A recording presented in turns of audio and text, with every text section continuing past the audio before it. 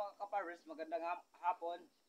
Tara, puntahan natin ang aking mga talamian, mga ka-farmers. Tingnan natin kung mayroon pa ba tayong ma-harvest bukas. Tara.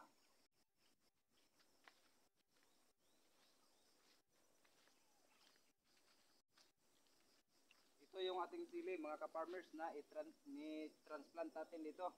Ganito na siya kalaki. Kaya ayan yung kanyang mga dahos, halos nawala. Nag-recover pa siya sa kanyang mga ugat, mga ka-farmers. Kasi sobrang laki na. Pero ang sili pala ay hindi namamatay. Ganito, nabubuhay sila, mga ka-farmers.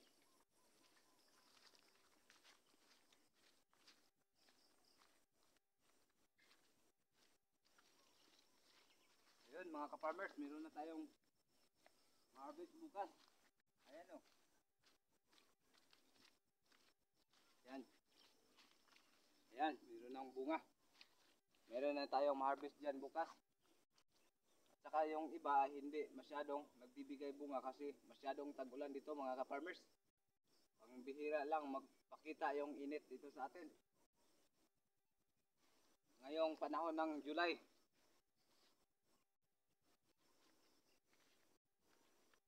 Yan yung mga bunga nila, mga ka-farmers. So, sobrang mababa pa pero ang lulusog at sigla.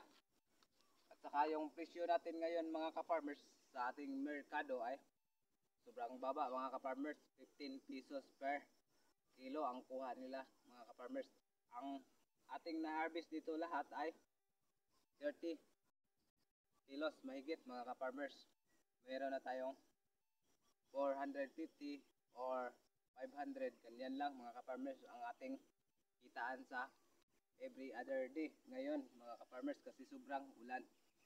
Kasi ang okra ay isang parte ng prutas. Kapag sobrang malakas ang ulan, yung mga bulaklak niya ay hindi makatuloy, mga ka-farmers. Kasi ganyan ang mga prutas. Saka yan yung ating maitan. Bukas i-harvest natin yan, mga ka-farmers. Kaya kay ganda pag marami tayong aanihin at saka meron tayong i-harvest. Yan. Kung sinong tumulong dito sa malapit lang, mga ka-farmers, ay pwedeng tumulong sa pag-harvest ng ating mais bukas 8 AM ng umaga.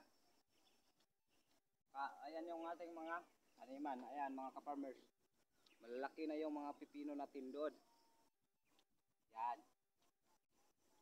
Yan ang kagandahan sa ating pagpa-farming. Nagsisimula tayo sa wala. Paano tayo kumita?